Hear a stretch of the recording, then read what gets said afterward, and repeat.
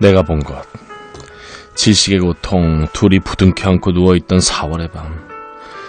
좁은 골목길로 이따금 자동차들이 지나가면 창은 잠시 환해졌다가 다시 어두워졌다.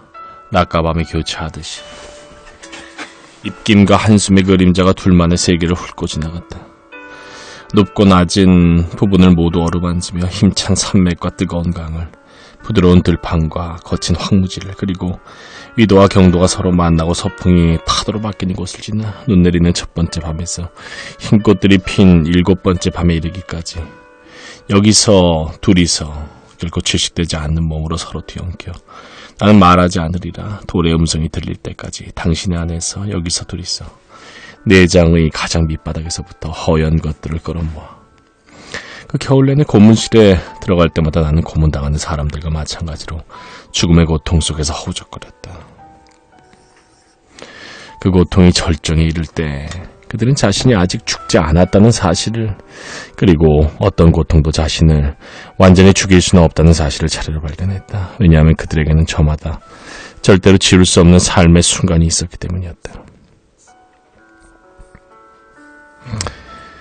불행하게도 혹은 다행스럽게도 그들은 가장 고통스러운 순간에 가장 행복했던 기억들을 떠올렸다. 이제는 돌아갈 수 없는 기쁨의 순간들을, 자기가 개나 돼지 혹은 곤충이나 벌레가 아니라는 사실을 일깨워주는 일들을, 가슴이 터지도록 누군가를 꽉 껴안아 다른 인간의 심장에 가장 근접했던 순간을, 흡족할 정도로 맛있게 음식을 먹고 술을 마시며 친구들과 배가 아프도록 웃었던 순간을, 단풍이 든 산길을 걸어다니고 쌓인 눈을 밟고 초여름의 밤바다에 뛰어들고 공원 벤치에 누워 초승달을 바라보던 순간을 그들은 죽어가면서 떠올렸다. 그게 사람들이 죽음을 받아들이는 방식이었다. 너무나 평범한 일상들을 자기 인생에서 가장 행복한 시절로 떠올리는 것. 그런 순간에도 나는 그들의 마음을 읽었다. 난 아파하고 눈물을 주르륵 흘리고 또 침을 흘리고 고통 속에서 몸부림치다가도 다시 눈을 번쩍 뜨고는 말도 안 되는 삶의 환희의 웃음을 지었다. 고문당하는 사람들과 울고 웃던 한 계절이 지나자 건대령은 초능력을 이용해서 용의자들의 자백을 받아내는 실험이 매우 성공적으로 끝났다고 자화자찬하며 인력을 늘려야겠다고 말했다. 권대력은 초능력 수사의 가장 성공적인 사례로 취조실에 끌려와 자신의 첫 음반으로 머리를 얻어맞은 가수를 거론했다. 군이 본 것을 토대로 수사한 결과 그는 모든 것을 자백했다. 그는 정말 아무것도 모르는 사람이었어요. 내가 소리쳤다. 어쨌든 자백했다는 게 중요하다.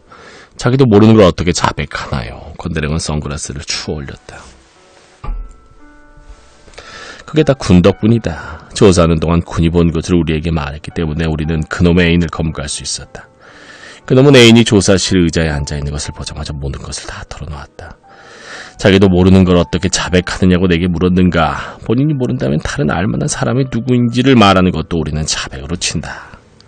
다른 알만한 사람도 모른다면 알만한 사람을 알만한 다른 알만한 사람을 소개하고, 그런 사람도 모른다면 알만한 사람을 알만한 사람을 알만한 다른 알만한 사람을 소개하면 되는 일이지. 6사람만 거치면 지구상의 모든 사람들과 연결될 수 있다는 이론이 있다는 걸 아는가?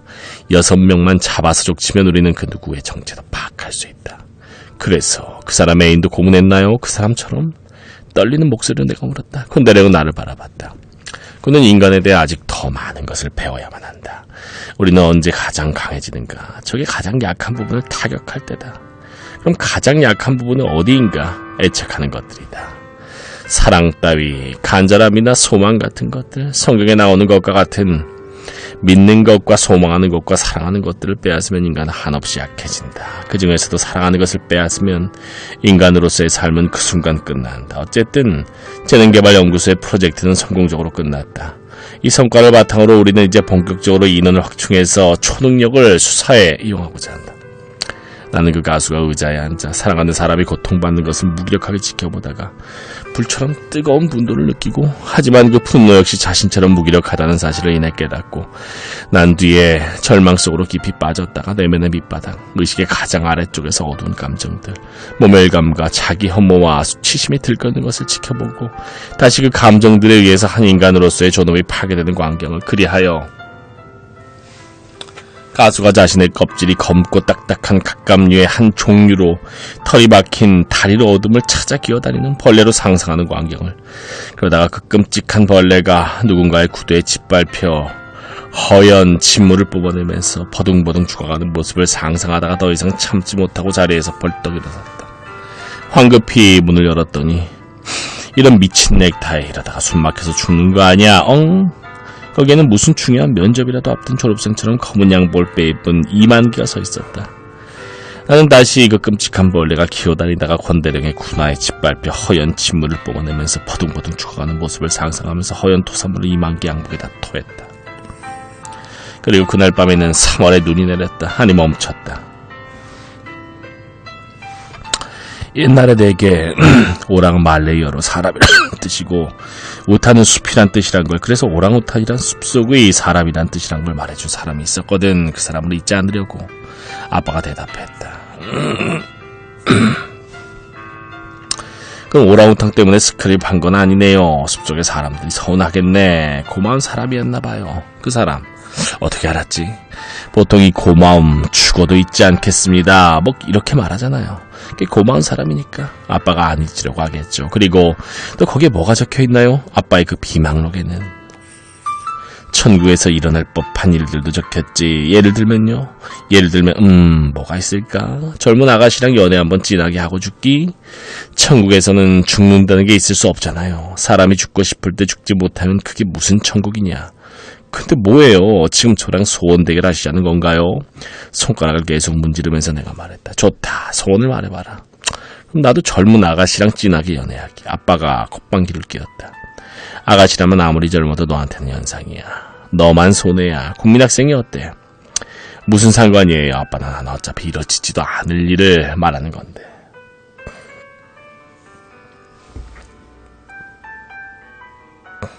왜 그렇게 생각해? 난 홀몸이야. 얼마든지 이뤄질 수 있어. 그럼 좋아. 아까 그 아가씨랑 요트 타고 태평양 건너가기.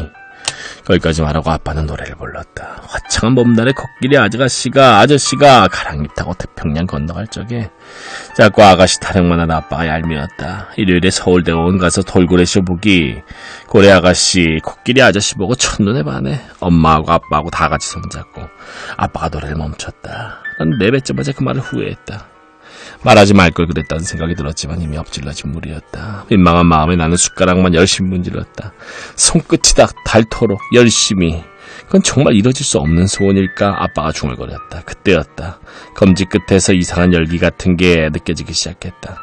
숟가락의 손잡이 부분이 천천히 휘기 시작했다. 내 눈이 휘둥그레졌다. 거기에 정신이 팔려나는 아빠가 그 다음에 무슨 이야기를 했는지 모른다. 네 엄마는 말이다. 라는 말도 한 것 같고 저 사람 왜? 라는 말도 한 것 같다. 아무튼 내가 정확하게 기억하는 것은 정말 기적처럼 숟가락이 휘기 시작했다는 점이었다. 막상 그런 순간에 찾아오자 마침내 염력으로 숟가락을 휘게 만들었다는 감각보다 온몸에 소름이 쫙 끼쳤다. 위를 향해 휘어진 손잡이 부분이 한 바퀴를 돌아서 다시 아래로 내려가기 시작했다. 아빠 이거 아빠 목 부분이 내 눈앞에서 뚝 끊어지는 걸 보면서 내가 아빠를 불렀다. 아빠 죽지마. 아빠 죽지마. 아빠 죽지마. 아빠 죽지마.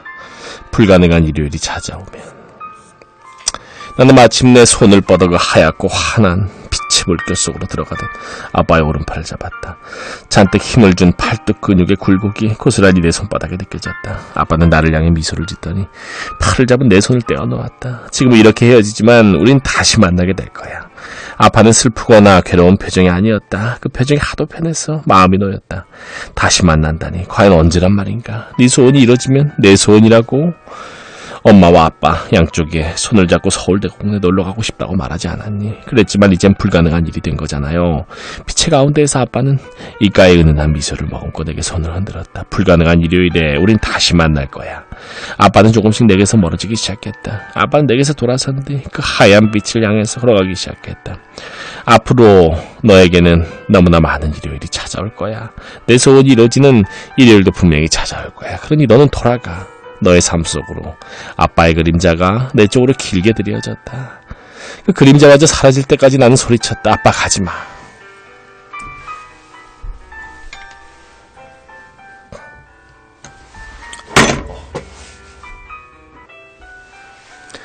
내 목소리에 놀라 잠에서 깼다. 방 안에는 은은한 빛이 가득했다.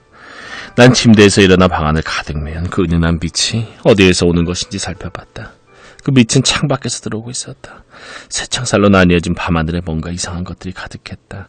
하얀 것들, 눈부신 것들, 무수히 많은 것들, 처음에는 수만 마리의 반딧불들이 떠있는 것이라고 생각했다. 하지만 창문을 열고 손을 내밀어 본 다음에야 나는 그게 눈이라는 걸 알게 됐다. 눈. 그건 온 세상의 하늘에다가 그보다 더 많은 개수의 작고 하얀 등을 매달아 놓은 것과 같았다. 나는 손을 움직여 허공에 떠있는 눈송이들을 만져봤다. 손에 닿자 눈송이들은 그대로 녹았다.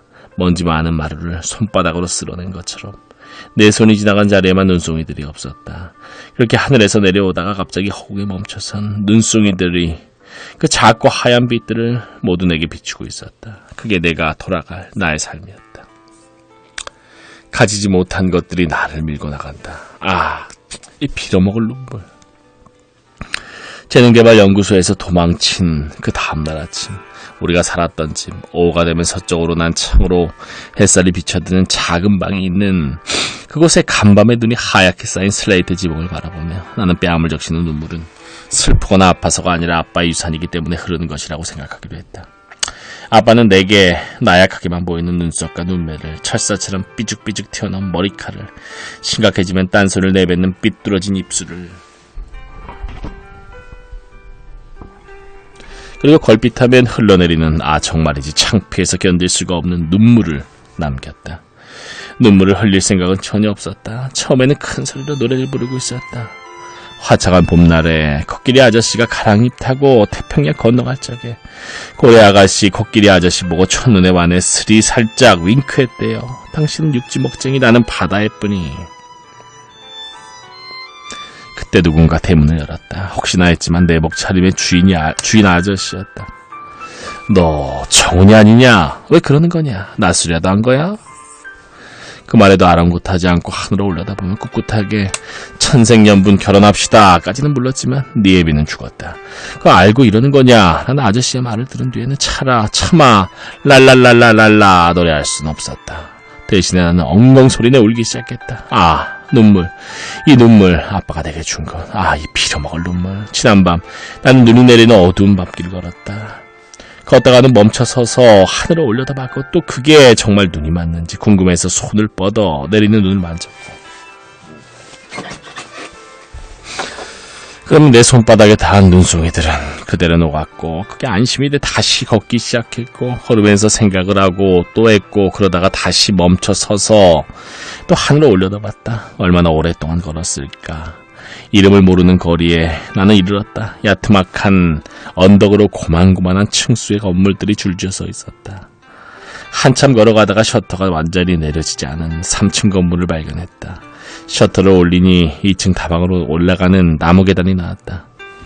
안으로 들어가 셔터를 내리고 그 계단에 웅크리고 앉아 잠이 들었다. 걸어다니면서는 꿈같은 일들만 생각했는데 꿈속에서는 현실의 일들만 떠올랐다. 꿈속에서는 나는 몇 번이고 아빠를 잃었다. 꿈속에서도 나는 울고 있었다. 다시 눈을 떴을 때 나를 내려다보는 사람이 있었다. 그 다방에서 일하는 아가씨였다. 그녀는 내게 밥을 줄 테니 따라오라고 했다. 괜찮다고 했지만 손을 잡아 끌었다. 내가 밥을 먹는 동안 그녀는 한숨만 내쉬었다. 배를 채운 뒤 오전 내내 그 다방의 골방에서 잠을 잤다. 이번에는 꿈 같은 걸 꾸지 않았다. 생각도 없는 잠이었다. 아주 양질의 훌륭한 잠이었다. 그렇게 푹 자고 나니 내가 어디에 있는지 알 수 있었다. 돌고지라는 곳이었다. 거기서 버스를 2번 갈아타고 우리가 살던 집으로 돌아갔다. 눈쌍거리를 따라 종종 걸어가는 행인들을 보면서 집으로 돌아가면 아빠가 나를 기다리고 있지 않을까, 밤새 어디 갔느냐며 나를 혼내는 그런 기쁜 일이 일어나지 않을까 생각했다. 그건 너무나 달콤하고 황홀한 생각이었는데, 그래서 나는 무조건 그렇게 생각하기로 했는데 결국 나를 기다리는 건 눈물만이, 이 빌어먹을 눈물만이 도대체 어디서 이렇게 쉴 수 없이 흘러내리는 것인지 알 수 없는 이렇게 따뜻한 눈물만이. 불쌍한 녀석, 이제 고아가 됐으니 울어도 누구 하나 달래줄 사람도 없겠지.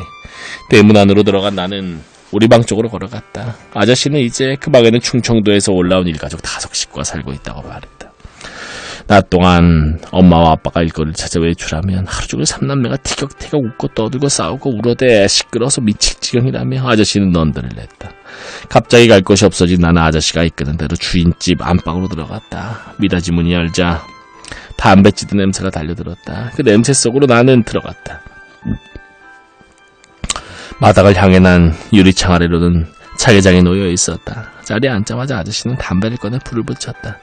푸르스름한 연기가 미끄러지듯 허공으로 솟구쳤다. 눈물이 흐르는 건 순식간의 일이지만 눈물이 그치기까지는 많은 시간이 필요했다. 나는 등을 들썩거리며 딱꼭질을 했다. 본래 딱꼭질은 곧 눈물이 그치리라는 시도였다. 하지만 그런 것도 눈물의 상속자에게는 통하지 않았다. 유산으로 받은 눈물이 언제 흘러내릴지는 상속자도 알 수 없었으니까. 난 눈물 같은 건 국민학교 졸업식 때 학교에 반납해서 이젠 울려고 해도 눈에서 바람밖에 안 나오는데 작년에 텔레비에 나온 건 잘 봤다. 이 달동네에서 욕난 거다. 하지만 방송에 처음 나가서 그런지 변대위랑 너랑 다 짜고 하는 게 눈에 보이더라. 이래봬도 몇 년째 집에서 놀면서 텔레비만 본 사람인데 귀신을 속이지 나를 속일 순 없다. 고아가 됐으니 이제 텔레비에 나와서 남은 평생 소주를 마시고는 눈물이나 쭉쭉 뽑아내는 처진에 사람들 들어간 상자 톱으로 자르고 하는 것도 마네킹 다리 끼워서 하는 속임수라는 거 다 안다. 주인 아저씨가 담배 연기를 내뿜으면서 말했다. 그런 건 안 믿어도 좋지만 저는 지금 고아라서 우는 게 아니에요. 내가 말했다. 하지만 주인집 아저씨는 내가 자기 생각을 다 알고 있다는 걸 눈치채지 못했다. 그럼 보상금 때문에 우는 거냐? 하긴 그렇다면 나라도 대성통곡하겠다. 포상금이라뇨. 간첩 잡으면 받는 포상금 말이지. 네 아빠는 간첩을 그것도 제 목숨하고 맞바꾸면서 잡은 사람이니까 나라에서 반드시 포상금이 나왔겠지. 하지만 제 아무리 눈먼 돈이라도 너한테는 돌아가지 않을 게다. 넌 고아니까. 그게 그러니까. 그러더니 주인집 아저씨는 혀로 입술을 죽였다. 그러니까 그렇게 큰 액수를 생각할 때는 막 익어가는 첫 번째 갈비를 바라볼 때처럼 혀에다가 침을 묻혀야만 한다는 듯이 1억 원이나 되는데 1억 원. 넌 아저씨의 생각을 따라 되뇌었다. 그러자마자 다시 아빠의 유산에 떨어졌다. 왜 또 오는 거냐? 다른 우주에 사는 아빠들이 불쌍해서요. 1억 원, 1억 원. 노래를 불렀는데 결국 이렇게 받게 될 줄도 모르고. 너한테는 애가 충격으로 완전히 돌았구나. 애비가 한두 명이 아닌 모양이구나. 안 그래도 한 놈은 나도 벌써 만났다. 양자로 들어갔다는 말은 사실이냐? 자꾸 귀찮게 쭈타는 사람이 있기는 한데 그걸 아저씨가 어떻게 아시나요? 부하들 데려와서 너희 방에 있는 짐을 죄다 실어가기에 내가 남의 물건 이렇게 마음대로 가져가도 되냐고 따졌더니만 양복 허리춤을 살짝 올려 보여주면서 하는 말이 너를 양자로 삼았다더라. 장차 둘도 없는 술주정뱅이가 될 거라는 거 알고 그러는 건지 뭔지 그거 장난감 권총 아니겠지? 주인 아저씨의 말에 난 깜짝 놀랐다. 대답 대신 내가 되물었다. 권대령이 우리 짐을 다 가져갔고요. 그놈이 대령밖에 안 되는 놈이더냐. 하도 거들먹거리게 대가리에 은하수라도 달고 다니는 줄 알았는데 짐을 가져가기만 하고 뭘 내놓는 건 하나도 없더군. 제기랄 뭐가 그렇게 숨기는 게 많은지 밤에도 선글라스를 쓰고 다니는 그래봐야 개자식. 그런데 양복까지 갖춰입고 나타난 걸 보니까 네가 그놈의 양자가 되긴 된 모양이구나. 그렇다면 네가 할 수 있는 제일 좋은 일은 하루라도 빨리 그놈도 알코올 중독자로 만드는 일이다. 아빠의 수첩들도 가져갔나요? 내가 물었다. 죄다 털어갔다. 양자 삼았다기에 너한테 가져다 주는가 싶었지. 그런데 양자가 아니란 말이지. 난 대가 없이 고개를 젓다. 지금은 또 왜 우는 거냐? 양자가 못 되어서 우는 거냐? 그럴 리가. 고아가 되어서? 전혀. 다만 이제 어떻게 하면 좋을지 알 수 없었기 때문에 나는 이제 혼자고 아직은 충분히 강하지 않았다.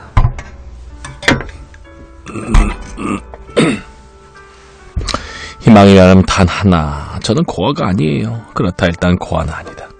아빠가 죽었으니까 고아 맞아. 주인 아저씨가 말했다. 이제 혼자다. 그리고 아직은 충분히 강하지 않다. 하지만 일단 고아는 아니다. 엄마가 살아있으니까 고아 아니에요. 주인 아저씨가 착착한 표정으로 나를 바라봤다. 네가 올해 몇 살이더라? 16살이에요. 그럼 15년이 흘렀구나. 그러니까 네 엄마가 죽은지 말이다. 아니에요. 저도 그렇게 알고 있었는데 아니에요. 마스터 피터 잭슨은 엄마와 제가 강하게 연결돼 있다고 말했어요. 그건 엄마가 저를 생각하고 있다는 뜻이에요. 당연히 주인 아저씨는 내 생각을 읽지 못했다. 불쌍한 녀석. 저는 불쌍하지 않아요. 고아나 아무리 가져도 부족하지. 결국 부모만 가지지 못하니까.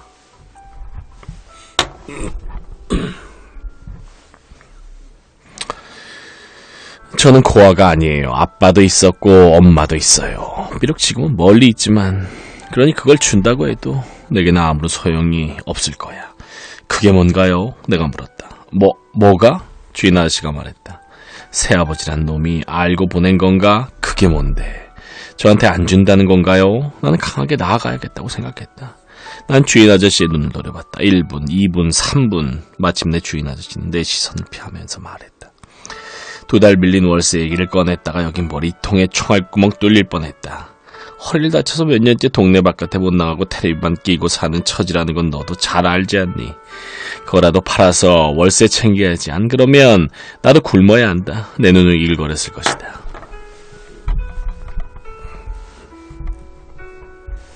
내 눈은 이글거렸던 것이다. 빌어먹을 어차피 넣으면 주려고 했던 거야. 가져가라. 하지만 그건 알아야 한다. 넌 이제 이것뿐만 아니라 세상을 다 가져도 부족한 사람이라는 거. 고 알아는 거. 그때 처음으로 나는 힘을 길러야겠다고 생각했다.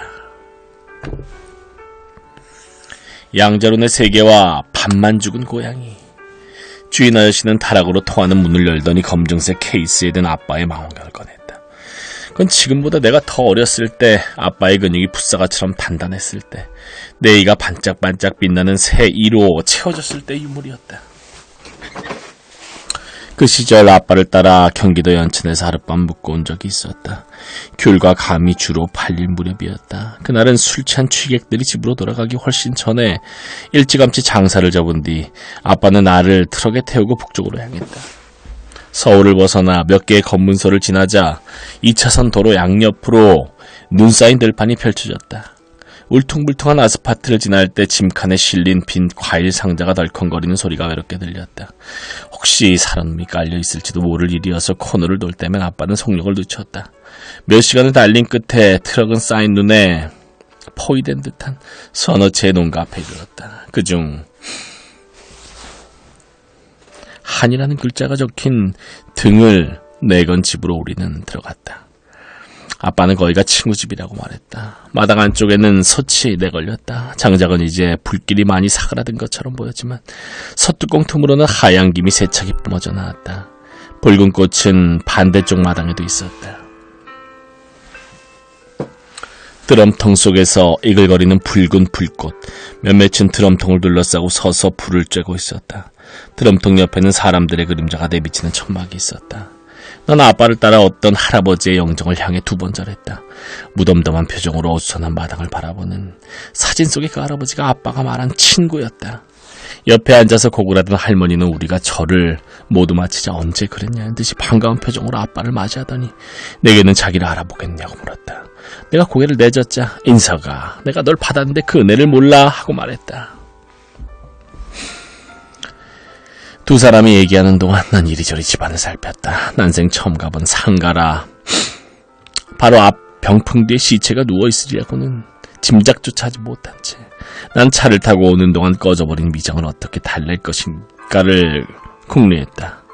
마당 안쪽에서 낮은 자세로 끓고 있는 국밥만이 날 위로해 줄 수 있을 것 같았다. 국밥을 먹고 난 뒤 아빠는 그곳의 밤은 1000개의 눈을 가진 짐승처럼 아름다우니 같이 구경 가자고 말했다. 우리는 농가들 사이로 소로를 따라 걸었다. 벌판은 표백한 이불 호청처럼 펼쳐져 있었다. 밀가루를 뒤집어서 화가 난 뚱보들처럼 서있던 집단들, 시면처럼 어두운 얼어붙은 개울의 표면, 자정이면 통행금지 사이렌이 울리던 시절이었다. 그렇게 늦은 밤에 바깥을 걸어다닌다는 건 드문 일이었다. 사방이 적설의 풍경이었음에도 그 밤은 내게 건기의 밤으로 기억된다. 하늘의 별빛과 땅의 눈빛이 서로 환했다. 적설의 풍경을 되비치듯 거의 밤하늘을 가로지르며 은하수가 길게 펼쳐졌다. 마을 노인들에게 막걸리를 몇 잔 얻어마신 아빠는 비틀거렸다. 하지만 술기울 때문만은 아니었던 것 같다. 그저 넘어질 듯 미끄러질 듯 눈 쌓인 길을 걸었을 뿐이다. 그러다가 들판의 한가운데 이르렀을 때 아빠는 갑자기 걸음을 멈췄다. 우리가 서 있던 그 자리, 거기에서 아빠는 고개를 들어 하늘을 올려다봤다. 아빠를 흉내내어 나도 하늘을 올려다봤다. 1000개의 눈을 가진 짐승이라는 것은 밤하늘을 뜻했다. 태어나서 그때까지 나는 얼마나 자주 밤하늘을 쳐다봤을까. 모르긴 해도 수백 번은 될 것이었다. 하지만 내게 첫 밤하늘은 어쩐지 그 밤의 하늘이라는 생각이 들었다. 새뜻한 밤하늘, 새로 난 이처럼 튼튼하고 낯선 밤하늘, 단단하고 차갑고 날카롭고 반짝반짝 윤이 나는 전혀 새로운 밤하늘. 아빠는 아무런 말도 하지 않았다. 나도 아무런 말을 하지 않았다. 우리는 오랫동안 고개를 들고 있었다. 그저 하늘을 올려다봤을 뿐이다. 그때 아빠가 무슨 생각을 했는지는 나도 모르겠다. 분명한 건 아빠가 울었다는 사실이다. 별들을 바라보는 척했지만 나는 알고 있었다. 상갓집의 건너방에서 둘이 자고 난 다음날 아침 아빠는 전날 밤 우리가 찾아갔던 들판으로 다시 나를 데려갔다. 당연히 하늘을 가득 메웠던 별빛들은 더 이상 보이지 않았다. 대신에 하늘에는 이마가 붉고 꼬리가 검은 새들이 날아다니고 있었다. 1년에 2번씩 시베리아와 일본 사이로 가는 정기 여행객들인 두루미들이었다. 그 새들의 삶과 죽음은 거기 하늘 위에 있었다. 별들과 두루미들 덕분에 들판은 어두운 밤에도 환한 낮에도 새롭기만 했다. 그때 아빠는 아주 오래전에, 그러니까 아직 내가 이 세상에 태어나기도 전에 엄마와 나랑 있었어. 그 새들이 하늘을 날아가는 걸 지켜본 적이 있다고 내게 말했다. 곧 이 세상에 나란 사람이 태어나서 숨을 쉬고 또 울고 웃으리라는 걸 전혀 모른 채 엄마와 아빠가 바라보던 새를 내가 다시 아빠와 나란히 서서 바라본다니 신기하다는 생각이 들었다. 그런 건 신기하다고 말하는 게 아니라 슬프다고 해야만 한다는 사실을 그때는 몰랐다. 두루미들은 그대로인데 왜 엄마는 없을까? 그냥 그런 생각뿐이었다. 그날 다시 서울로 올라가려는데 상복을 입은 할머니가 남편의 품을 정리하다가 발견한 것이라며 아빠에게 망원경 하나를 건넸다. 내가 위쪽으로 돌출한 저반 렌즈를 들여다보는 동안 아빠는 할머니의 손을 잡고 결국 사람은 없어져도 모든 건 그대로 남아있네요 라고 말했다. 서울로 돌아가는 길에 아빠는 한 번도 하늘을 올려다보지 않았다. 대신에 이렇게 말했다. 네 엄마는 정말 환한 사람이었어. 밝고 환하고 어제 우리가 본 밤하늘처럼. 아빠는 그렇게 얘기했다. 또 아빠는 이렇게 말하기도 했다. 어제는 취해 있었다. 정말 나는 취해 있었다. 그날 밤 아빠는 무엇에 취해 있었던 것일까? 막걸리일 리는 없었다. 그날 밤으로 돌아가자면 아마도 별빛에 어쩌면 슬픔에 취해 있었겠지.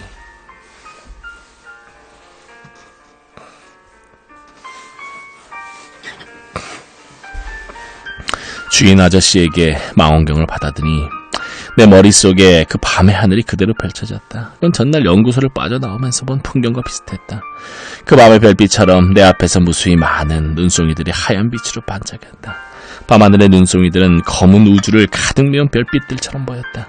그때 은하 아빠의 곁에서 1000개의 눈을 반짝이는 밤하늘을 올려다보며 나는 무슨 생각을 했던가. 와, 이건 마치 크리스마스 트리에 매다는 꼬마 전구들 같구나. 그런 생각, 결국 지구도 이렇게 많은 별들 중 하나겠구나. 또 그런 생각, 우리는 같은 별을 타고 우주 속을 함께 여행하고 있구나. 그리고 그런 생각, 그때만 해도 내 곁에는 아빠가 있었다. 하지만 이제는 나 혼자였다. 허공에 떠있던 하얀 눈송이 하나하나처럼 나는 혼자였다. 아빠는 이 별을 떠났다. 어쩌면 이 우주를. 아빠 때문에 나는 외로워졌다. 외로움이란 그런 것, 누군가가 없기 때문에 생기는 불필요한 감정이었다. 이 우주에서, 지구라는 별에서 외로운 여행자가 된다는 것은 과연 무슨 뜻일까? 아빠는 그 답을 알고 있을 것이다. 그날의 그 밤처럼 이따금 아빠는 길을 걷다가 걸음을 멈추고 서서 하늘을 올려다보곤 했다. 천천히 숨을 쉬면서 아빠는 뭔가를 생각했다. 아마도 전적으로 불가능한 풍경을 떠올리려고 애썼으리라. 그리고 그렇게 떠올린 것들을 아빠는 수첩에 적곤 했다. 무엇을 적냐고 물으면 아빠는 잊어서는 안 되는 일들을 기록한다고 대답했다. 기억하지 않으면 혹은 기록하지 않으면 인생의 모든 일들은 흔적도 없이 사라진다는 듯이. 너무나 자잘한 것들이어서 잊지 않는다고 해도 그 쓰임새를 알기 힘든 일들까지도. 아침 9시마다 육안으로 관찰한 날씨, 신문에서 옮겨 적은 최고 기온과 최저 기온과 풍향과 풍속, 세계각국의 헤드라인 뉴스, 아침과 점심으로 먹은 음식과 반찬들, 10원 단위까지 적는 소소한 지출 내역들, 쓸모를 알기 힘든 건 바람에 떠다니는 구름처럼 모호하고 윤곽이 없이 시대대로 모양을 바꾸는 상념들도 마찬가지였다. 길을 가다가 멈춰서서 하늘을 올려다볼 때 아빠는 그런 생각들을 떠올렸고 아무리 말이 안 되는 생각일지라도 수첩에 모두 적었다. 이뤄질 가능성이 없는 몽상들, 두 눈을 뜨고 바라보는 꿈들, 문장으로 만들 수 있을 뿐 아무런 현실성도 없는 소망들, 지금까지 한 번도 일어나지 않았고 앞으로도 일어나지 않을 게 분명한데도 그런 몽상과 꿈과 소망을 수첩에 적는 이유가 나는 궁금했다. 그러자 아빠는 과학 잡지에서 오래된 기사를 내게 보여줬다. 기사 옆에는 상자 그림이 있었다. 그 상자 안에는 고양이와 청산가리가 들어있다고 했다. 출세한 동기들을 소개하듯 아빠는 청산가리가 얼마나 우수한 독극물인지 내게 설명했다. 뿌듯한 표정으로 아빠는 1g만 있어도 할 수 있는 일이 참 많지라고 말했다. 기사에 따르면 청산가리를 담은 용기는 1시간에 한 번 50%의 확률로 부서진다고 했다. 용기가 부서지면 고양이는 반드시 죽는다라고 아빠는 말했다. 그토록 우수한 독약이라면 그렇겠지. 반드시 죽겠지. 나는 고양이가 불쌍했다. 그렇다면 1시간 뒤에 이 고양이는 죽었을까 살았을까? 아빠의 질문이었다. 넌센스 퀴즈인가요? 아니, 나름 진지한 질문이야. 난 생각했다. 안 죽었을 거예요. 오래 고민할 필요는 없었다. 어차피 둘 중 하나라면 그쪽이 나았으니까. 이건 누가 맞춰도 절반만 정답이야. 여기 있는 그림을 보면 왜 그런지 알 수 있을 거야. 나는 과학자들에게 붙잡혀 청산가리를 먹고 죽어야만 하는 고양이가 참 불쌍하다고 생각했는데 그보다 더 불쌍한 고양이가 있었다. 거의 그림에는 반은 죽고 반은 산 고양이가 그려져 있었던 것이다. 죽은 반쪽의 고양이는 바닥에 쓰러져 있었고 산 반쪽의 고양이는 여전히 서 있었다. 솜씨 좀 무사가 단칼에 자른 것처럼 고양이는 둘로 나뉘어 있었다.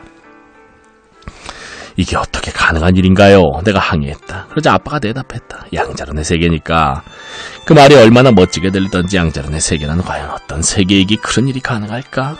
양자론의 세계에서 내가 상자를 열어서 고양이가 죽었는지 살았는지 확인하기 전까지 고양이는 그런 상태로, 즉 절반은 죽고 절반은 상상태로 존재한다고 한다.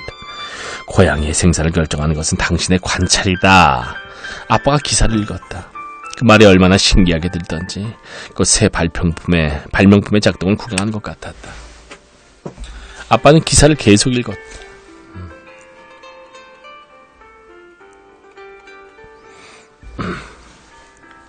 하지만 더 놀라운 것은 그 다음부터 일이다. 만약 당신이 상자를 열었다가 살아있는 고양이를 봤다면 당신이 상자를 열었다가 죽은 고양이를 보는 일은 충분히 일어날 수 있었지만 일어나지 않은 일이 된다. 즉 그건 가능했지만 실현되지 않은 일이다. 우주가 무한에 가깝다고 치자. 그건 모든 경우의 수가 다 일어나는 우주라는 뜻이기도 하다. 예를 들어 주사위를 2번 던져서 나오는 경우의 수는 모두 36가지다. 10,000번쯤 되풀이해서 주사위를 2번 던지면 우리는 그 경우의 수를 모두 얻을 수 있을 것이다. 그렇다면 주사위를 10,000번 던질 때 나올 수 있는 경우의 수는 모두 몇 가지일까? 그건 7781자리 숫자가 될 것이다. 하지만 우리가 무한하게 주사위를 10,000번씩 던진다면 언젠가는 그 모든 경우의 수를 다 던지는 날이 올 것이다. 그렇다면 우주도 마찬가지다. 우주가 무한에 가깝다면 일어날 가능성이 있는 일은 반드시 일어난다. 지금 여기에서 일어나지 않은 일들이 다른 우주에서는 반드시 일어난다. 당신이 살아있는 고양이를 본다면 그 순간 다른 우주에서 당신은 죽은 고양이를 보고 있다. 그 기사를 읽은 뒤부터 나도 길을 걷다가 갑자기 그 자리에서 멈춰서곤 했다. 그럴 때 나는 가만히 서서 하늘을 올려다보거나 먼 산을 바라봤다. 그럴 때 나는 생각해봐야 아무런 소용이 없는 일들을 생각했다.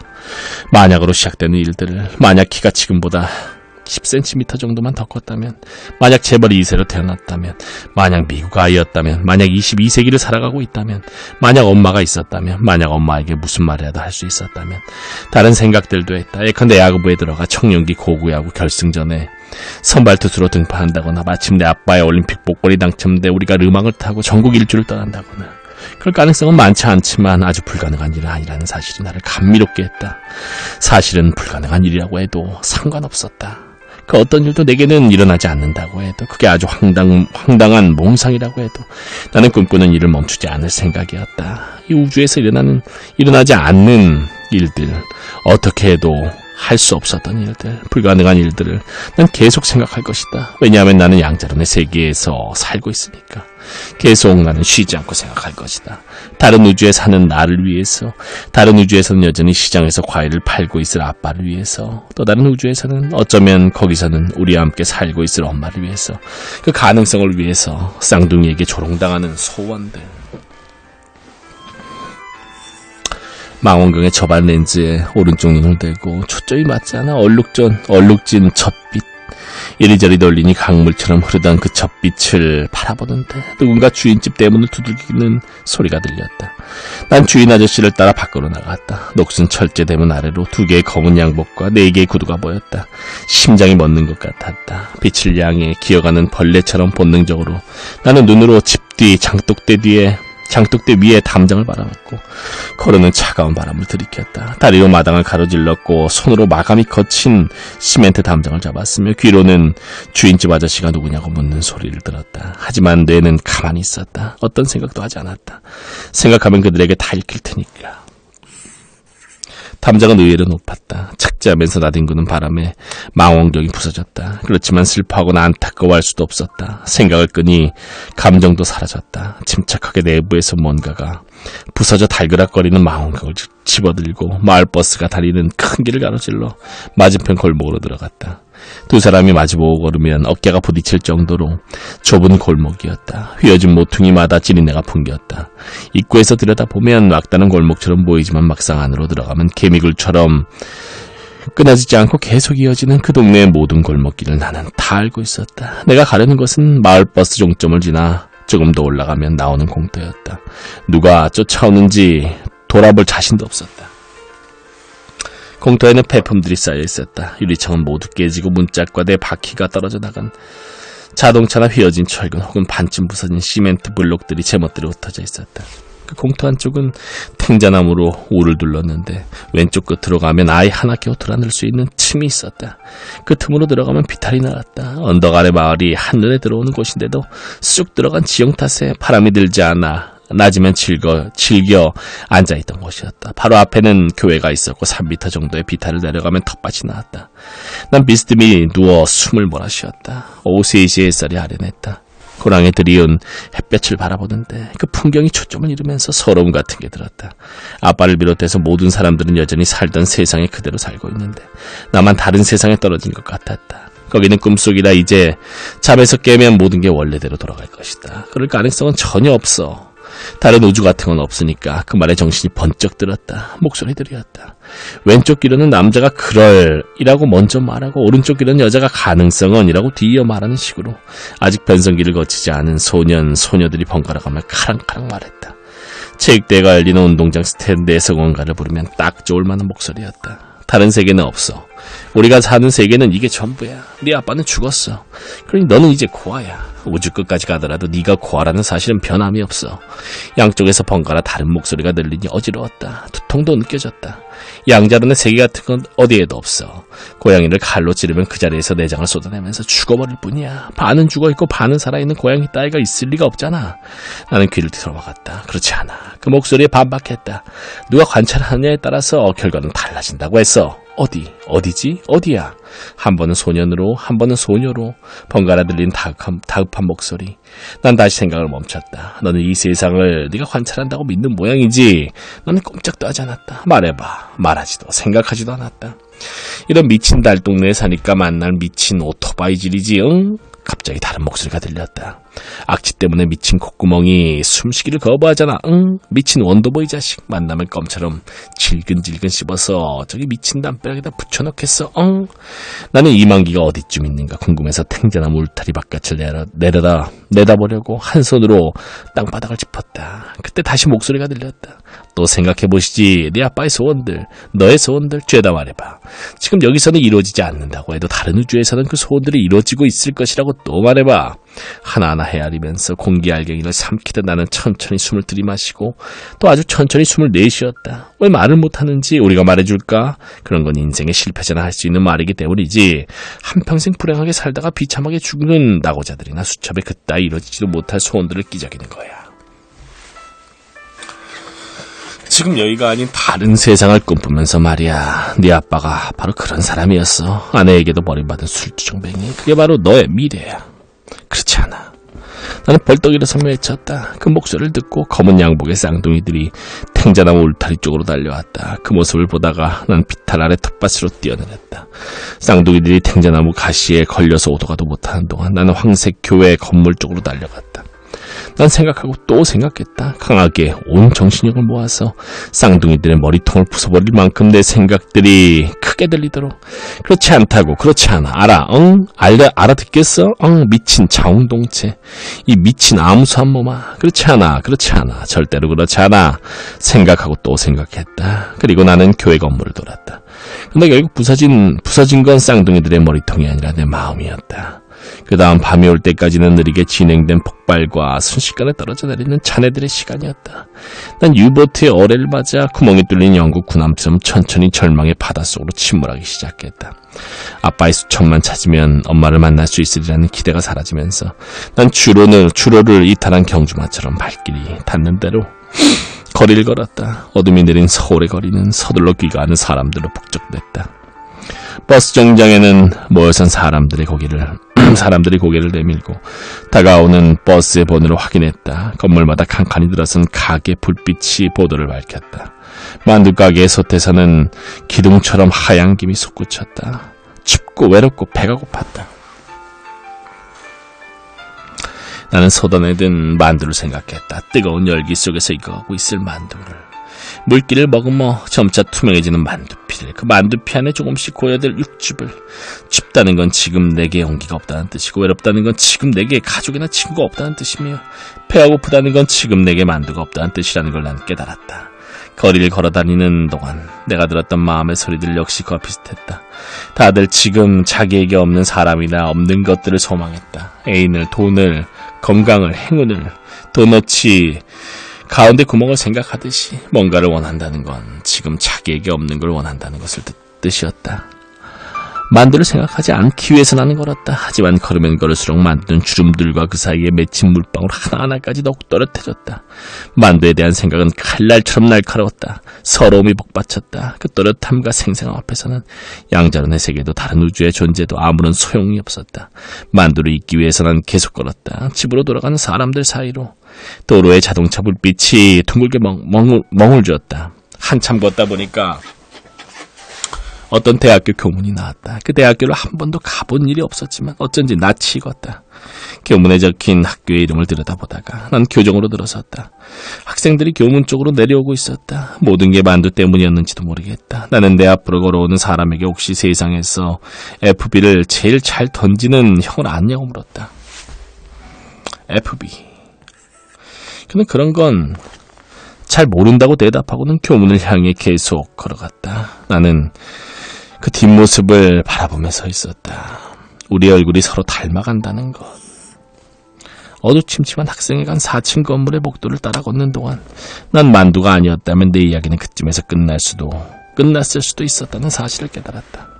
걸어가는 복도의 벽에는 내게 없는 것들이 나를 계속 살아가게 만들며 인생은 갈망의 대상을 향한 끝없는 투쟁의 길이라는 사실을 알려주는 대자보들이 빼곡하게 붙어 있었다. 그런 내용이 아니었을 것이라고 그럴 수도 있겠지. 사실 나는 거기 적힌 내용을 반도 이해할 수 없었다. 그런데 기억이라는 건 믿을 바가 못 된다. 하지만 이제 1986년 초봄 거기 대학교 학생회관 복도에 붙어있는 대자보의 내용을 기억하는 사람은 또 얼마나 될까. 그러니 내가 거기에 이런 내용들이 적혀 있었다고 기억한다고 해도 완전히 틀린 것만 아닐 것이다. 만두를 쟁취하기 위한 범분식 본부의 결성을 열렬히 지지한다. 김밥을 예산하고 돼지고기와 밀가루 중심으로 만두 의회를 소집하자. 가열찬 만두 투쟁으로 허기를 타도하자. 왜냐하면 그때 내 머릿속에는 오직 만두뿐이었으니까. 대자보의 벽을 거의 다 지나갔을 때쯤 어디선가 합창소리가 들렸다. 그건 장중한 장송곡을 연상시키는 색깔로 치자면 검은 노래였다. 계속 걸어가 보니 그 노래는 총학생회라는 팻말이 붙은 문 안쪽에서 흘러나왔다. 나를 거기까지 데려간 사람은 나보다 키가 작은 여학생이었다. 외투와 같은 색깔의 군청색 목도리를 두르고 있어. 뒤에서 보면 은하철도 999에 등장하는 얼굴이 없는 차장처럼 보였다. 그녀는 노크도 없이 문을 벌컥 열고는 노래를 부르는 사람들을 향해서 이 아이가 세상에서 화염병을 제일 잘 던지는 사람을 찾고 있어요 라고 소리쳤다. 화염병을 제일 잘 던지는 사람. 노랫소리가 뚝 끊어졌다. 갑자기 흥이 깨져서 기분이 나빠진 사람들처럼 다들 굳은 표정으로 그녀와 나를 바라봤다. 사무실 안에는 달아오르는 난로가 있어서 따뜻했다. 문 옆 낡은 소파 앞 테이블에는 플라스틱 막걸리 병과 종이컵과 안주 따위가 어지럽게 놓여 있었다. 검정색 더플 코트를 입은 안경잡이가 어떤 사람의 이름을 댔다. 그저 맞은편에 있던 죽제비 눈이 다른 사람의 이름을 댔다. 그들을 중심으로 패가 갈렸다. 그때쯤 나는 누가 화염병을 제일 잘 던지냐에 대해서는 완전히 흥미를 잃어버렸다. 내 새 관심사는 막걸리와 종이컵에 둘러싸인 반쯤 먹다 남은 파전이었다. 초록색은 파가 아니라면 호박, 빨간색은 필경 고추, 노란색은 잘 익은 부침가루일 테지. 그때 한 사람이 다시 노래를 부르기 시작했다. 가까이서 들어보니 그건 노동자의 분노와 자부심에 대한 노래였다. 난 소파 옆에 서서 침만 삼키다가 결국 파전을 향해 손을 뻗어 반 정도를 뜯어내 입 안으로 밀어넣었다. 기대와 달리 파는 차갑고 하는 차갑고 저는 눅눅했으나 어찌됐건 파전은 훌륭했다. 그들은 내가 파전을 집어먹든 말든 상관하지 않고 노래를 부르거나 소리를 지르거나 자기 말이 옳다고 떠들어댔다. 나머지 파전마저 입에 넣은 뒤 나는 내친김에 막걸리까지 마셨다. 소주는 좀 마셔봤으나 막걸리는 마실 기회가 없었기 때문에 맛을 논할 처지는 아니었지만 어찌됐건 막걸리도 맛있었다. 그때 누군가 팔을 펼치더니 선재영에게 물어보자 라고 말했다. 할렐루야. 선재영은 도사니까 모든 걸 다 할 거야. 라고 다른 사람이 맞장구를 쳤다. 그들의 목소리에는 장난기가 넘쳤다. 그런 동안에도 나는 진공청소기처럼 테이블 위에 놓인 오징어와 커피나 양파링 따위의 스낵을 탁 치는 대로 입안에 쑤셔 넣었다. 이게 누구야? 소문난 잔치에 먹을 게 없다더니 원더보이. 내 녀석이 다 먹었구나. 나는 고개를 들었다. 선재영이다. 그때 누군가 소리쳤다. 선재영. 나도 따라 외쳤다. 그러자 다른 학생들이 소리쳤다. 그럼 네가 찾던 사람이 선재영이야? 내가 고개를 끄덕였다. 에이. 그들은 돌을 닦아야만 하는 사람이 화염병을 던지다니 말도 안 되는 소리라면 누가 세상에서 화염병을 제일 잘 던지는지는 자기들끼리 알아냈겠다고 말했다. 그 통의 주위가 시끄러워. 나는 선재영을 뭐야? 호박이 넝굴째 제 발로 걸음발을 시작하는 향해서 소리를 질렀다. 형, 돈 있어요? 난 근데 보자마자 돈 이야기 돈만 빼고 호박에 사회 때가 잔뜩 묻었네. 다 있는데. 내가 권대령한테서 도망쳐 나온 뒤로 제대로 씻지 못한 건 사실이지만 때가 잔뜩 묻은 정도는 아닌데 저 만두 한 판만 사주세요. 선재영이 나를 그만둬 쳐다봤다. 그 말을 들으니 갑자기 서러움이 밀어닥치면서 눈물이 뚝뚝 떨어졌다. 왜 그래? 왜 우는 거야? 그러는 선재영의 눈가가 금세 새빨갛게 달아올랐다. 방금 저더러 그만두라고 했잖아요. 선재영이 아니라고 손을 내저었다. 그가 생각한 건 고씨가 주인인 고만두라는 가게였던 것이다. 고씨가 주인인 고만두. 그날 밤 나는 학교 앞에 있는 고만두에 가서 만두를 종류별로 5판이나 먹었다. 그날 밤은 선재영의 자취방에서 신세를 질 수밖에 없었다. 급하게 마신 막걸리에 완전히 취한 나는 알 수 없는 열기에 빨갛게 달아올라 밤이 으쓱하도록 마구 떠들어댔다. 대자보처럼 내 몸 안에 검고 붉은 차음과 모험이 가득한 것 같았다. 선재영이 제대한 뒤 내게 어떤 일들이 벌어졌는지, 그러니까 마스터 피터 잭슨을 만나서 엄마의 메시지가 나를 찾고 있다는 이야기를 들은 일부터 취조실에서 고문당하는 사람들이 가장 고통스러운 순간에 떠올리는 생각이 무엇이었는지, 그리고 어떻게 해서 내가 새로 사서 처음 입었다는 2만개 양복상에 토하게 됐는가 이르기까지 난 다 털어놓았다. 내 말에 선재영이 뭐라고 대꾸했는데, 그리고 그 중에는 뭔가 위로의 말도 있었던 것 같은데, 그래서 말이 참 따뜻하다고 생각했던 것 같은데, 그러다가 나도 모르게 모르는 새에 잠이 들고 말았다. 다시 눈을 떴을 때 방에는 나 혼자뿐이었다. 선재영은 보이지 않았다.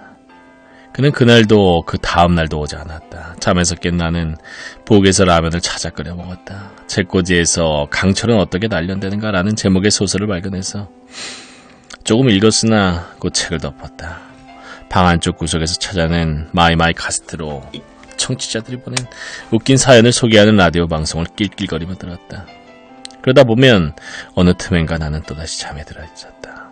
잠은 도둑처럼 찾아오더니 깰 때는 달갑지 않은 손님처럼 미적거렸다. 잠에서 깼다가 이 어둠은 저녁의 것인지 새벽의 것인지 헷갈렸던 경우도 몇 번 있었다. 내가 꿈을 꾸다가 깬 것인지 아니면 잠에서 깨는 꿈을 꾸고 있는 것인지 분간하기 어려웠다. 그럴 때마다 나는 누구인지 또 거기는 어디인지 알 수 없었다.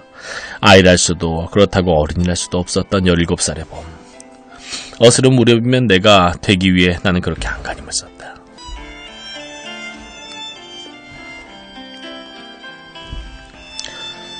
그러다가 한 번은 잠에서 깬 채 누워서 이런저런 생각을 하는데, 첫날 만났을 때 선재영이 내게 한 말이 고스란히 떠올랐다.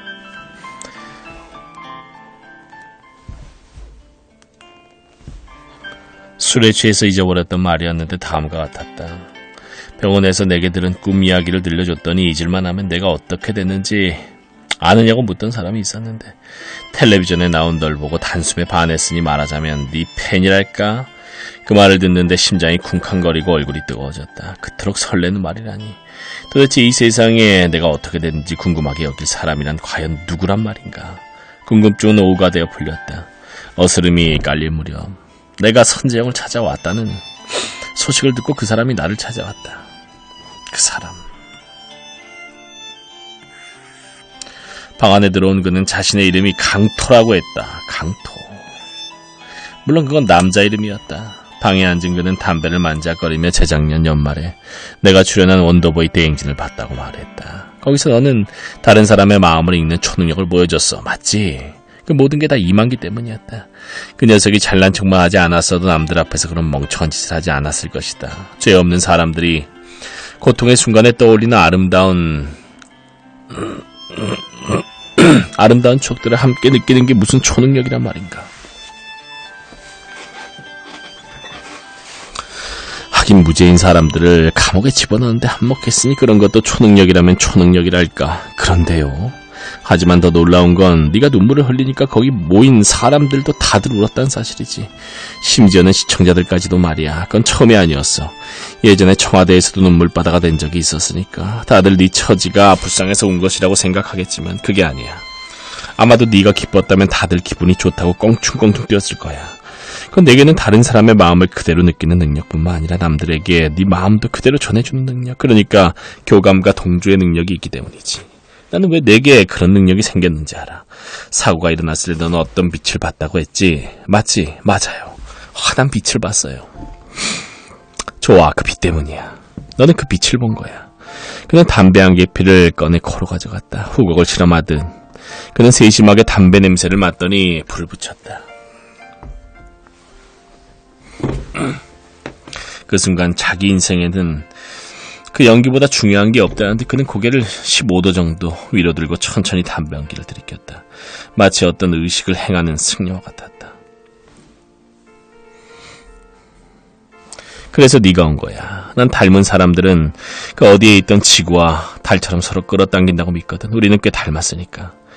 여기 온 사람은 제가 아니라 형이에요. 그리고 닮았다니 그게 무슨 뜻인가요? 우리 얼굴이 그렇게 닮았나요? 풋 하고 그는 웃음을 터뜨렸다. 별로 안 닮았다면 앞으로 닮아가겠지. 적어도 난 널 간절히 원하니까. 왜 저를 간절히 원한다는 거죠? 나도 오래전에 그 빛을 본 적이 있기 때문이야. 내가 본 것처럼 더없이 환한 빛이었어. 그 속으로 들어가서 다시는 돌아오고 싶지 않을 만큼 따뜻한 빛이기도 했어. 하지만 나는 그 빛 속에 사랑했던 사람을 남겨두고 혼자서 돌아와야 했지. 텔레비전에 나온 너를 봤을 때 그때의 내가 생각났어. 어쩌면 내가 그토록 기다리던 사람은 바로 너였는지도 몰라.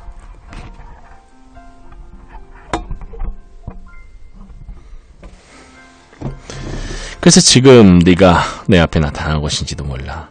지금 내게는 너의 그 초능력이 너무나 필요하니까 말이야. 나는 그에게 담배 한 개피를 달라고 말했다. 그는 선뜻 내게 담배값을 내밀었다.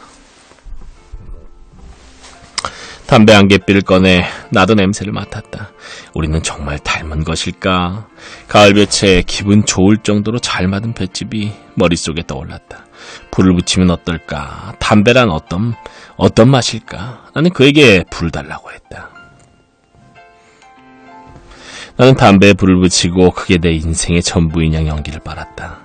뜨겁고 매캐한 담배 연기가 목구멍을 압도한 뒤 곧장 허파로 밀려들었다. 그 순간 기침이 나오면서 몸이 휘청거렸다. 구역질을 나더니 머리가 어지러웠다. 원더보이라고 다 잘할 수 있는 건 아니겠지. 담배 때문에 이러는 게 아니에요. 미간을 찌푸리고 기침을 하면서 내가 말했다. 그럼 뭐 때문인데? 그 말들 때문에 어지러운 거예요. 무슨 말들이? 우리 얼굴이 닮았다는 말, 나를 간절히 원한다는 말, 그토록 기다리던 사람이 나라는 말, 그 말들 말이에요. 자신을 강토라고 불러달라고 했으니 강토라고 부르겠다. 강토형은 내가 아빠 때문에 매일 밤 뜬 눈으로 지새웠다는 이야기를 듣고 나를 전라남도의 농촌 마을인 신길이로 보냈다. 거기에는 무공이라는 사람이 살고 있었는데 나는 그분과 함께 17살의 봄을 보냈다. 무공 아저씨라면 짙고 긴 눈썹과 솔방울처럼 툭 튀어나온 눈이 제일 먼저 떠오른다. 없을무, 빌공, 즉 빈틈이 없다는 뜻의 호를 본명 대신에 사용했는데 내가 보기에 그 이름은 어쩐지 아무것도 없이 텅 비어있다는 뜻에 더 가까운 것 같았다.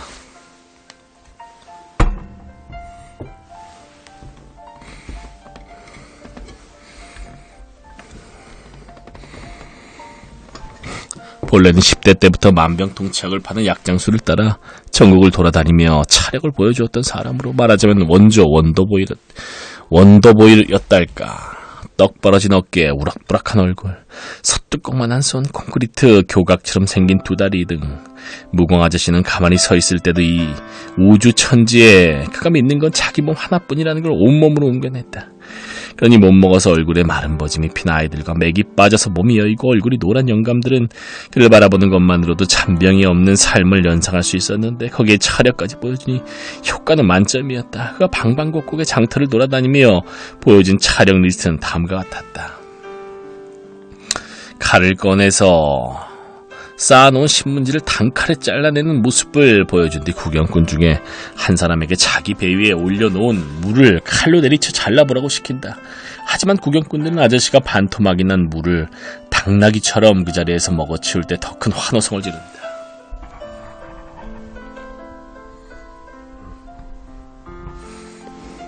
이 물을 먹고 난 뒤에 숭늉이라도 마신다는 듯이 석유통에 든 휘발유를 냉면 그릇에 가득 따르고 단숨에 들이켠다. 그리고는 양손에 불이 붙은 횃불을 들고 서서 운동회에서 곤봉을 돌리듯이 빙빙 돌리다가 입에다 대고는 곧이어 불을 내뿜는다.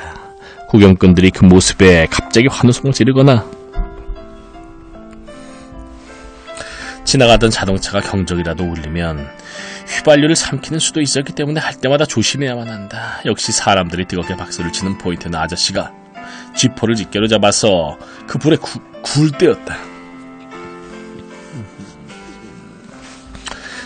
두 팔을 몸통에 붙이고 상체에 하나, 무릎을 굽히고 하체에 하나, 그리고 그 두 개의 쇠사슬을 연결하면서 어깨 너머로 하나, 이렇게 세 줄의 쇠사슬을 몸에 감은 뒤 각각 세 개의 자물쇠로 잠근다. 자물쇠를 채우고 나면 약장수는 열쇠를 근처 하수구로 집어던진 뒤 구경꾼들을 시켜서 쥐며느리 모양이 된 무공 아저씨를 물이 가득 찬 어른 키 높이의 고무대야 속에다 던져넣는다. 다들 까치발하고 그 고무대야 속에서 벌어지는 일들을 보려고 애쓰지만 불길하게 출렁이는 물만 보일 뿐 그렇게 1분, 2분, 3분 시간이 흐른다. 무공 아저씨는 세 개의 쇠사슬을 모두 끊고 고래처럼 물을 내뿜으며 일어서면서 휘발유를 머금었던 입을 물로 가신다. 이 차력은 그날 밤 하수구를 뒤져 열쇠를 회수하는 것으로 마무리된다. 그럼 무공 아저씨가 탄약의 세계에 빠지게 된 것은 자신이 열심히 팔았던 만병통치약에 아무런 약효가 없다는 사실을 확인하고 난 뒤부터였다. 탄약의 세계. 어느 날 돌팔이 약장수는 몇 명 되지도 않은 사람들을 모아놓고 우리가 살아가는 이 세상이 어떤 세상인가 하면 쑤시고 아리고 쓰라리고 구리고 떼꾼하고 쉬지근하고 저리고 씁쓸하고 또 파리하고 군시럽고 메마르고 찌뿌둥한 세상인데까지 말했다가 그만 현장에서 참을성이라고 눈꼽만큼도 없었던 경찰들에게 체포되고 말았다. 이유는 유언비어 유포죄였다. 약장수가 제 아무리 끝까지 들어보면 그렇지 않다는 걸 알 거라며 계속 읊어보려고 했지만 경찰들은 주먹쇠로 대답을 대신했다. 쇠사슬로 단련된 무공 아저씨야. 경찰들의 주먹질쯤은 안마 정도로 여길 수 있었지만 평생 가짝이나 팔아온 그 늙은이는 단 한 방에 실신하고 말았다. 무공 아저씨는 경찰서 쇠찰살이야 엿가락 휘듯이 그냥 당겨버리고 나올 수도 있었지만 의리상 밤새 기절한 영감을 간호했다고 한다. 그러니까 그 영감이 말한 대로 그 만병통치약을 먹고 또 머리통에 바르고 또 코에다 냄새를 맡게 하면서 하지만 만병통치약은 아무 약효도 발휘하지 못했고 다음날 훈방돼 여인숙으로 돌아온 영감은 시름시름 앓다가 반신불가돼 버렸다. 그제 무공 아저씨는 병든 건 사람들이 아니라 세상이니 먼저 이 세상을 고치는 게 약장수의 일이라는 걸 깨닫게 됐다고 한다. 그렇게 5년 동안 단학을 수련한 끝에 무공 아저씨는 우주의 비밀을 깨닫게 됐다고 한다. 이 우주의 비밀을 바탕으로 무공 아저씨는 신기리에 스스로 돕는다는 뜻의 자주농장을 만들고 생명역동 농법으로 농사를 짓기 시작했다. 이 농법에 따르면 모든 씨앗에는 탄생 순간 별들의 위치가 저장되어 있기 때문에 나중에 싹이 나면 농작물들은 자연스레 특정한 별과 직접 연결돼 그 에너지로 성장한다는 것이었다. 그러므로 농부는 늘 별들의 위치를 잘 관찰하면서 올바른 에너지의 흐름을 자신의 밭으로 끌어들일 줄 아는 사람, 그러니까 우주의 비밀을 아는 사람이어야만 했다. 아저씨만 아는 우주의 비밀 중에는 사과는 목성의 기운으로, 자두는 토성의 기운으로 자란다는 사실도 있었다. 그 말을 듣고 보니 어쩐지 사과는 목성을, 자두는 토성을 닮은 것도 같았다. 자두의 태는 어디로 갔는지 알 수 없는 일이지만 아저씨는 죽은 땅을 살리는 증폭제라는 걸 만들었다. 예컨대 토풀꽃 증폭제는 6월 20일경 꽃을 채취해 사슴 방광 속에 넣어 처마 밑에 걸어놓았다가 9월에 땅속에 묻어 다시 6개월을 둔 뒤 4월경에 사용하고 수정가루 증폭제는 벚꽃이 필 무렵 수정가루를 물과 반죽해서 솥불에 채우고 하루가 지난 뒤 수정가루가 가라앉으면 물을 버리고 입구에 황토로 막아서 땅에 묻었다가 9월 말에서 10월 초에 사용한다는 것이었다. 그냥 비료를 사서 뿌리면 되지 않을까요? 내가 아저씨 눈치를 살피면서 물었다. 그럴 순 없지. 아니나 다를까 아저씨는 단호하게 대답했다. 그건 모든 농부들이 다 알고 있는 거잖아. 그러니까 우주의 비밀이 아니지. 난 우주의 비밀을 알기 때문에 그렇게 할 수는 없어. 따지고 보면 강토영과 무공 아저씨가 만난 것도 그 우주의 비밀 때문이었다. 감옥에서 풀려난 뒤 강토영은 밤에 거의 잠을 자지 못해 만성적인 수면 부족에 시달렸다고 한다. 불면은 위장을 약하게 만들었고 약해진 위장은 다시 일정 분량의 음식을 먹으면 구토하는 증상으로 이어졌다. 불면의 괴로움을 잊기 위해서 강토영이 선택한 치료법은 사기열전을 읽는 일이었다. 사기열전. 검지로 한자들을 하나하나 짚어가면서 읽다 보면 스르르 잠이 들 때가 있었던 것이다. 밤마다 수천 년 전 이 지구에서 살았던 사람들의 일상을 기록한 그 글자들을 읽으며 강토영은 종이장처럼 얼굴이 창백해지고 몸은 가벼워졌다. 한자들의 세계에서 고개만 돌리면 거기 슬픔과 회한과 절망의 낯빛을 한 약혼자가 밤새 입을 놀리며 서 있었기 때문이었다. 약혼자는 처음 시작하는 업무에 진이 빠진 관광 가이드처럼 분절적인 발음으로 단어들을 되뇌었다. 상봉터미널, 시외버스, 선교장, 오죽헌, 낙산사, 경포대, 설악산.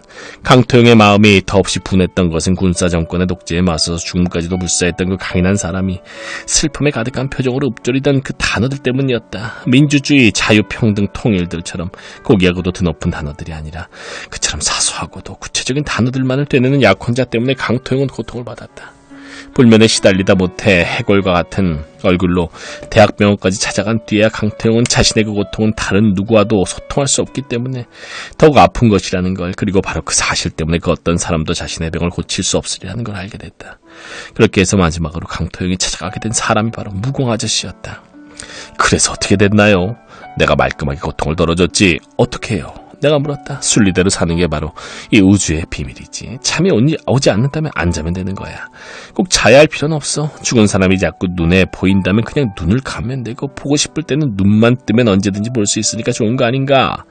그게 치료법인가요? 지금 제 불면증도 그렇게 고치신다는 얘기인가요? 치료법은 아니야. 병이라고 꼭 치료해야만 하는 건 아니야. 병을 달고 산다는 말도 있잖아. 병도 생명의 일부야. 그래서 강토영 아저씨를 만난 뒤로 병을 달고 살게 됐다는 말씀이신가요? 아니, 무공 아저씨가 말했다. 강통은 병을 껴안고 살더라. 강토영과 내가 서로 끌어당길 정도로 닮았다면, 그렇다면 나도 이제 병을 껴안고 살아야만 한다는 뜻일까?